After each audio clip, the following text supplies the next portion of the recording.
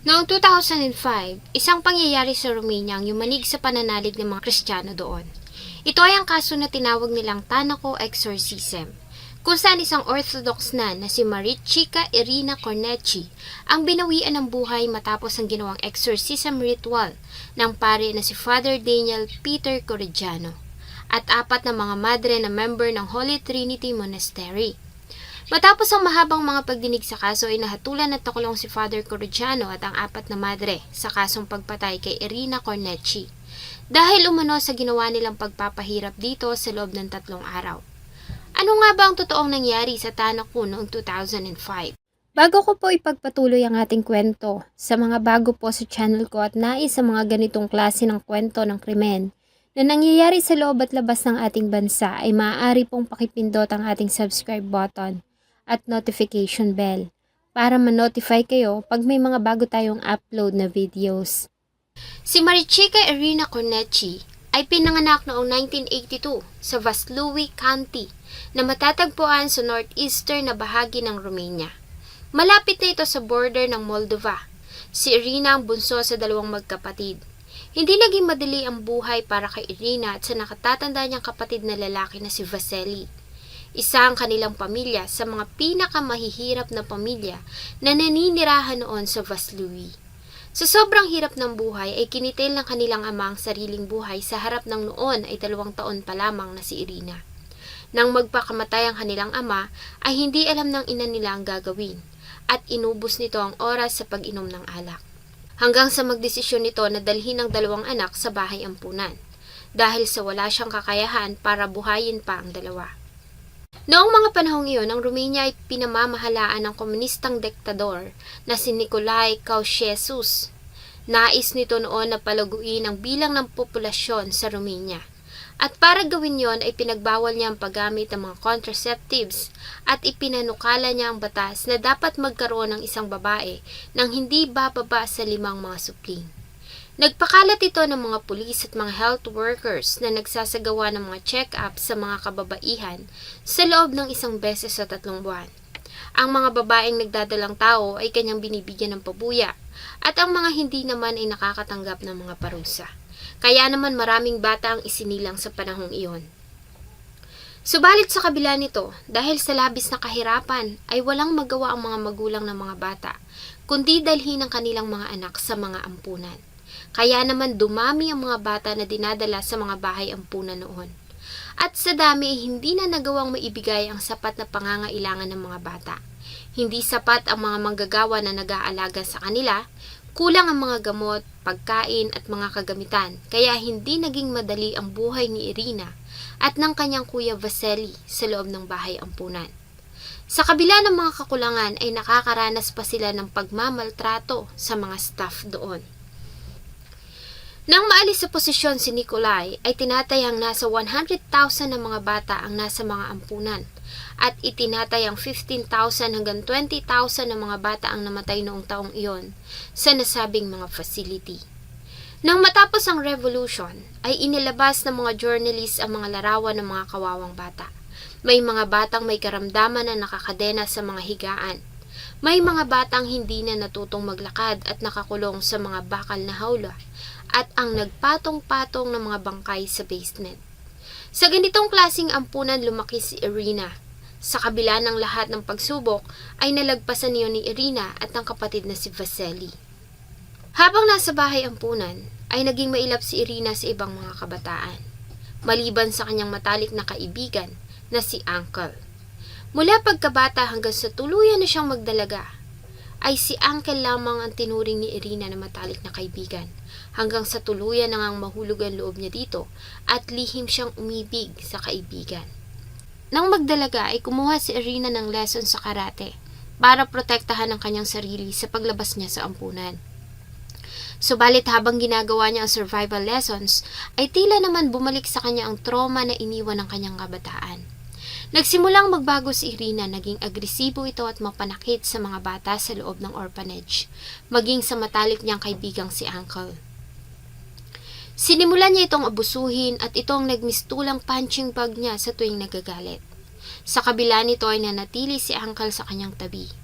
Ayon kay Uncle, habang nasa orphanage, ay may pagkakataon na noon na bigla na lamang itong natutulala. Ayon sa kanya ay may naririnig itong mga boses. Ito na marahil ang mga unang stages na nakaranas si Irina ng mga hallucinations. Taong 2001, sa edad na 19, ay tuluyan ng iniwan ni Irina at ng kapatid niyang si Vasily ang orphanage. Nagtrabaho siya bilang yaya sa Germany. Matapos ang ilang buwan ay lumipat siya sa Banat kasama pa rin ang kapatid na si Vasily, kung saan ay tinanggap sila ng isang pamilya. Tinuring sila nito na parang na ring tunay na mga anak, kaya naman ganun din na naging trato nila sa pamilya. Sa loob ng 4 na taon ay tumulong ang magkapatid sa bukid ng kanilang foster parents. Bilang kapalit, ay pinatira sila ng mga ito sa kanilang tahanan at pinapakain kasabay ng pagtanggap nila ng maliit na halaga bilang kabayaran sa kanilang pagtatrabaho. Hindi kinukuha ni Irina ang kinikita, sa halip ay pinatatabi niya ito sa mga taong itinuring niyang mga magulang.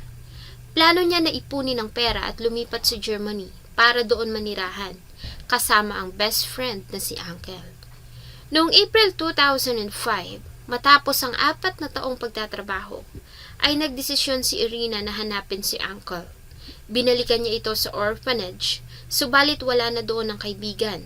Sa halip, ay nalaman niya na isa pala itong madre sa Holy Trinity Monastery na matatagpuan sa Tanaku. Kasama si Vasily ay nagtungo sila sa Tanaku kung nasaan ang monastery. Ang Holy Trinity Monastery ay tinayo noong 2001. Isa lamang itong simpleng gusali, gawa sa konkreto ang simbahan na may silver na bubong.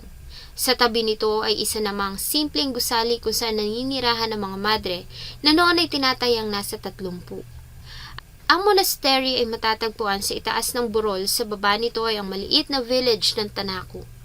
Ang nasabing maliit na komunidad ay nabibilang sa pinakamahirap na komunidad noon sa Romania. Sa tubig sa balon lamang nanggagaling ang kanilang iniinom, at tanging ang mga mahihinang ilaw mula sa kandila lamang ang nagsisilbing liwanag nila pagsapit ng gabi. Nang makita niya si Uncle ay kunento niya dito ang magandang balita at ang plano na manirahan sa Germany. Subalit ang nasabing offer ay tinanggahan ni Uncle. Sa halip ay sinabi nito kay Irina na masaya na siya sa monastery. Doon ay mababait ang mga kasama niyang madre. Kumakain ng sapat sa loob ng isang araw. May magandang tulugan at may mga taong nagmamahal sa kanya. Kabaligtaran sa naging masalimuot na buhay nila sa orphanage. April 9, 2005. Naghanda na si Irina at Vasily sa kanilang pag-alis. Sa kabila ng kabiguan na maisama ang matalik na kaibigang si Uncle. Aalis na sana ang magkapatid para bumalik sa bahay ng mga foster parents at ipagpatuloy ang kanilang iniwang buhay. Bago pa sila umalis patungo sa train station, ay bigla na lamang inatake si Irina ng nervous breakdown. Nagsimula itong magwala at nagsimulang saktan ang kanyang sarili. Nagpaikot-ikot ito sa lupa at nagsimulang saktan ang lahat ng tao sa kanyang paligid. Sinubukan nilang tulungan si Irina, nagsimulang magdasal ang mga madre at ang head priest ng monastery na si Father Daniel Corrigiano. Subalit hindi tumigil si Irina, bagamat mas lalo pa itong naging agresibo. Para hindi niya tuluyang saktan ang kanyang sarili, ay tinali siya ng mga madre at ng kanyang kuya Vasily bago siya dinala sa hospital. Medyo may kalayuan ang lugar sa ospital kaya naman alas 11 na ng gabi nang makarating sila sa paggamutan. Agad na dinala si Irina sa intensive care unit dahil sa mataas ang kanyang temperature. Pagkaraan ng ilang examinations, ayon sa doktor, si Irina ay na-diagnose na may schizophrenia. Ang schizophrenia ay isang serious mental disorder na nakakaapekto sa pag-iisip at damdamin ng isang tao. Ang mga sintomas nito ay ang nakakarinig sila ng mga boses na sila lamang ang nakakarinig, nakakakita ng mga tao na hindi naman totoo at mga bagay na kantang isip lamang nila. Ayon sa pag-aaral, ang sakit na ito ay namamana, subalit maaari din naman itong ma-develop dahil sa matinding trauma at stress. Sa kaso ni Irina, ang trauma ng kanyang kabataan ang marahil naging daan sa pagkakaroon niya ng schizophrenia. Ayon sa mga madre sa loob ng hospital, ay nagsimula si Irina na magwala, Tumatawa ito at umiiyak. Nagsasalita din ito ng mga kakaibang lingwahe na hindi nila naiintindihan. Ang kauna-unahang tao na nagsuggest na si Irina ay naposes ng masamang espiritu ay ang mismong nurse na nag-alaga sa kanya sa psychiatric ward. Ayon dito ay maaaring nasaniban si Irina ng masamang espiritu. Ang kanyang opinyon ay sinabi niya sa mga madre na naroon. Nang ma-discharge si Irina sa ospital ay binigyan siya ng prescription para sa neuroleptic na gamot na tinatawag na Zyprexa. Ginagamit ito para gamutin ang bipolar at schizophrenia. Subalit ayon sa mga madre ay tila minadali ang proseso ng pag-discharge kay Irina. Ni hindi nga umano nila natanggap ang discharge sheet at hindi rin sinabi sa kanila ng doktor ang diagnosis. Dahil walang pamilya at walang mapuntahan, ay minabuti na lamang ng mga madre na muling ibalik si Irina sa monastery para magpagaling. Sa mga unang araw sa loob ng Holy Trinity, ay tila naman bumabalik na sa normal si Irina sa tulong ng mga madre, lalo na ang Mother Superior na siyang gumagabay sa kanya. Sa ipinakitang kabutihan at kabaitan ng mga madre sa Holy Trinity, ay tila naman nakatagpo si Irina ng pamilya. Nakaramdam siya ng pagmamahal na hindi niya naranasan mula ng kabataan. Kaya naman ay tuluyan ang nahulog ang kanyang loob sa komunidad at niyakap niya na ng tuluyan ang pagiging madre. Di nagtagal ay tuluyan na ngang pinasok ni Irina ang pagiging Orthodox nun. June 8, 2005 ay bumalik si Irina sa bahay ng mga dating foster family. Hindi para iwan ang pagmamadre. Bumalik siya para kunin ang pera na ipinatago niya sa pamilyang pinagkatiwalaan. Ang lahat ng perang kinita niya sa loob ng 4 na taon ay ipinatago niya sa foster parents. Nais niya itong kunin para i-donate sa monastery. Subalit ganun na lamang ang kanyang panlulumo dahil sa nagastos na ng mga ito ang kanyang pera at wala nang ibinigay sa kanya. Nang tunguhin niya ang dating silid para kunin ang mga natitirang gamit, ay may iba ng tao na nakaritira doon. Sa loob lamang ng 2 buwan na pagkawala, ay tuluyan na silang kinalimutan ng mga taong itinuring nilang pamilya. Bagay na labis na nagbigay kay Irina ng sama ng loob. Pagbalik niya ng monastery, ay nagsimula ng atakihin si Irina at bumalik ang kanyang pagwawala. June 9, 2005, ayon sa kanyang kuya na si Vasily, ay bigla na lamang nanigas ang katawan ni Irina. Nanlisik ang mga mata nito at nagsimula itong magwala. Sinasaktan nito ang kanyang sarili, inuumpog ang ulo sa pader at nagsimulang sabunutan ang sariling buhok. Nagsasalita din ito ng mga lingwahe na wala sa kanila ang nakakaintindi. Tumanggi din ito na uminom, kumain at matulog. Para mapigilan siya na saktan niya ang sarili, ay tinali siya ng kapatid at mga madre sa higaan. Nang mga panahon na iyon ay sinabi ni Father Daniel Coriciano na hindi nagkakaganoon si Irina dahil sa mental na sakit, kundi dahil sa sinaniban nito ng masamang espiritu at hindi umano ito gagaling sa mga tableta kundi sa pamamagitan lamang ng eksorsismo. Si Father Daniel Coriciano ay dating manlalaro ng football. Nag-enroll ito sa university para kumuha ng law, subalit hindi niya itinuloy. Sa halip ay kumuha ito ng kursong theology at religious studies. Hindi pa man natatapos ang 2 taon sa university, ay inalok siya ng isang kaibigang negosyante na tumulong sa pagtatayo ng isang monastery. At dito na nga nagsimula ang Holy Trinity Monastery sa Tanaku. Nang matapos ang monastery noong 2002, ay tuluyan nang iniwan ni Father Daniel Coriciano ang pag-aaral at nag-focus sa kanyang pamamahala sa Holy Trinity. Bagamat wala pang sapat na kaalaman at qualification, ay inordinahan ito sa pagkapari ng parehong taon. Noong una ang Holy Trinity ay tahanan ng mga kalalakihang nais na magpare. Subalit dahil sa hindi nila nagustuhan ang pamamahala ni Father Daniel, ay iniwan nila ang monastery. Dito naman nagsimula si Father Daniel Coriciano na tumanggap ng mga madre. Noong makilala ni Irina si Father Daniel Coriciano ay obsessed ito sa eksorsismo at faith healing. Noong mga panahong iyon, ang mga mahihirap na mamamayan ng Romania ay lumalapit sa simbahan para sa kanilang karamdaman dahil sa wala silang kakayahan para magbayad ng bills sa mga hospital. Dito nagsimula ang obsesyon ni Father Daniel Corrigiano sa faith healing at exorcism. Nagsimula itong magbasa ng mga libro na may kinalaman dito, particularly ang pamphlet na tinatawag nilang Power of Holy Unction.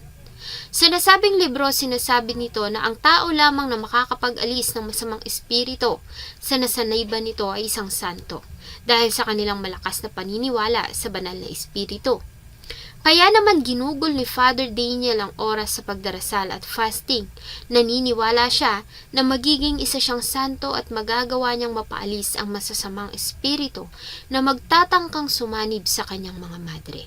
Hanggang sa makilala niya si Irina. Nakuha nito ang kanyang atensyon dahil sa mga kakaiba nitong ikinikilos. Bigla na lamang kasi itong tumatawa ng malakas habang pinagdiriwang nila ang banal na misa. Minsan pa nga ay sinunog nito ang sariling silid at nagsasalita ito ng mga lingwahe na walang sino man ang nakakaintindi. Kaya naman naniniwala siya na si Irina ay sinasaniba ng masamang espiritu at kinakailangan niyang magsagawa ng eksorsismo. June 12 hanggang 14 ng taong 2005, si Father Corrigiano at apat na madre na sila Sister Adina, Elena, Simona at ang Mother Superior ay nagsagawa ng exorcism. Itinali nila si Irina sa cross na gawa sa kahoy. Itinali nila ng kadena ang kanyang mga paa at dalawang kamay na nakadipa. Tinalian din nila ng tela ang kanyang bibig para hindi niya magawang mag-ingay at magsalita ng mga lingwaheng ayon sa kanila ay pambabastos sa kanilang pagdarasal. Nagsimula silang magdasal habang sinasabuyan ng holy water ang kanyang katawan. Tumagal si Irina sa ganitong posisyon ng 3 araw. Hindi nila ito pinapakain at pinaiinom, maliban na lamang sa talsik ng holy water sa kanyang bibig. Pagsapit ng June 15, 2005, araw ng pagsimba, kaya naman inaasahan na marami ang mga tao na magtutungo sa simbahan para makinig ng misa. Kaya naman ay nagdesisyon na tanggalin na si Irina sa simbahan. Kinalaga nila mga kamay at paa nito mula sa pagkakadena at dinala sa silid ng mga madre. Kahit pa nga pagod, kulang sa tulog, dehydrated at gutom, ay tila naman maayos na ang kalagayan ni Irina. At sa unang pagkakataon, makalipas ang 3 araw, ay binigyan nila ito ng tinapay at tsaa. Ayon sa mga madre, ay nagawa pa nitong ngumiti ng tanggapin ng pagkain. Nang maubos ang kinakain ay ipinikit nito ang mga mata at nakatulog ng mahimbing. Habang naglilibot ay napansin ng Mother Superior na hindi normal ang paghinga ni Irina. Sinubukan niya itong gisingin subalit hindi ito nagigising. Ayon sa kanya ay tinignan niya ang pulso ni Irina at sobrang hina noon. Kaya naman ay agad silang tumawag ng ambulance para agad siyang dalhin sa ospital. Habang nasa ambulance, ayon sa Mother Superior, ay tinurukan ng mga paramedics si Irina ng 6 na beses ng adrenaline sa pagbabakasakali na tumibok ang puso nito habang nasa daan sila papunta ng hospital. Nang makarating ng hospital, ay dineklara si Irina na dead on arrival. Nang mga panahong iyon, si Irina ay 23 years old lamang. Base sa ginawang examinations ng doktor sa katawan ni Irina ay namatay ito sa hinang hypovolemic shock. Ibig sabihin ay hindi umaabot ang dugo nito sa kanyang utak. Ito ay sanhi ng labis na gutom at pagkauhaw ng ilang araw nang isailalim ito sa exorcism. At sa loob ng 3 araw ay nasa iisang posisyon lamang ito na naging dahilan para hindi magawang mag-circulate ng maayos ng kanyang dugo. Nakita din ng mga doktor ang mga marka ng kadena sa kanyang mga pulso at sakong. Kaya naman agad nila itong inireport sa mga pulis na nagsagawa ng investigasyon. June 22, 2005, 7 araw makalipas ang pagkamatay ni Irina, ay inaresto ng mga pulis si Father Daniel Corrigiano at ang 4 na mga madre ng Holy Trinity na kasama niyang nagsagawa ng exorcism. Sila ay kinasuhan ng aggravated murder. Sa mga pagdinig ng kaso ay mariin nilang itinanggi na sinadya nila ang ginawang pagpapahirap at pagpatay kay Irina. Ayon sa kanila, ay buhay pa si Irina nang isakay sa ambulance at namatay ito dahil sa ginawang pag-injection ng mga paramedics ng 6 na beses ng adrenaline. Ayon sa kanila, si Irina ay namatay dahil sa overdose sa adrenaline at hindi sa ginawang exorcism. Ganun pa man ay mariin naman itong pinabulaanan ng doktor na umeksamin sa katawan. Ayon sa kanya, base sa lagay ng katawan ng dumating sa ospital ay 24 hours na itong walang buhay, taliwas sa sinabi ng mga akusado. Dahil dito, si Father Daniel Corrigiano at ang 4 na madre ay napatunayang nagkasala. Si Father Daniel ay nahatulan ng 14 na taon na pagkakakulong, ang Mother Superior naman ay nahatulan ng 8 taong pagkakakulong, at ang 3 madre ay nahatulan ng 5 taong pagkakakulong ang bawat isa, noong February 19, 2007. Kasunod nito, si Father Daniel Corrigiano ay tuluyan ng inalisan ng karapatan bilang pare.